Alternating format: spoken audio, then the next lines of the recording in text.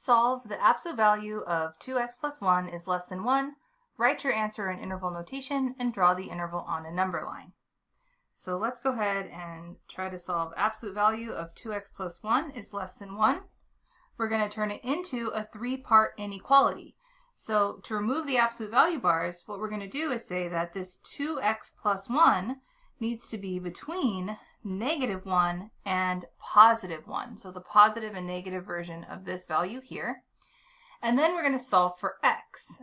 So we're going to subtract 1 from all three parts of the three-part inequality. So -1 minus 1 is -2, is less than 2x, is less than 0. So I subtract 1 minus 1, and then 1 minus 1.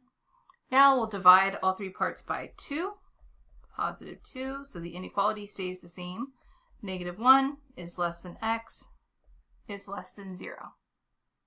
So in interval notation, we would use open parentheses, -1 to 0. And on a number line, let's go ahead and sketch a number line, we would say all the values that are between -1 and 0, not including -1, and not including 0. So those would have open circles, right? Or sometimes we use open parentheses, just depending on the notation. So we're not including -1 or 0. So these collection of values here, from -1 to 0, if we substitute those x values into the original inequality, those values will make the inequality true. And one of the things I want us to just recognize is that the center of this interval is -1/2. Now, how does that connect to the original equation? Well, the inside here of the absolute value bars 2x plus 1, if we set that equal to 0, we would get 2x equals -1 or x equals -1/2. And that is, again, the center of my interval here. Now, sort of another way to recognize that we have this -1/2 in the center is if we sort of rewrite the original problem. We didn't have to in order to solve the inequality, but what we could have done is we could have factored out the 2. So we'd have 2 times the quantity x plus 1/2 is less than 1. Since that 2 is positive, I can take it out of the absolute value bar. So 2 absolute value of x plus 1/2 is less than 1. And then divide by 2. So x plus 1/2 is less than 1/2. So now we can sort of see that connection to 1/2. So it's the opposite of the value that's right here. So -1/2 is the center.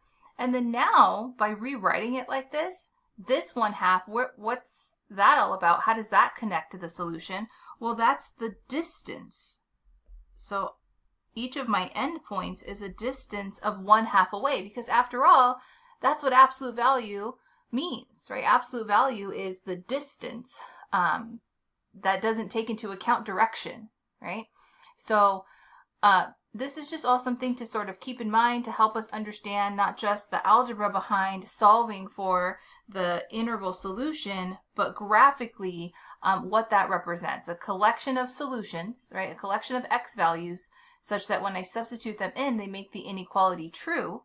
And really, absolute value is distance. So find all x values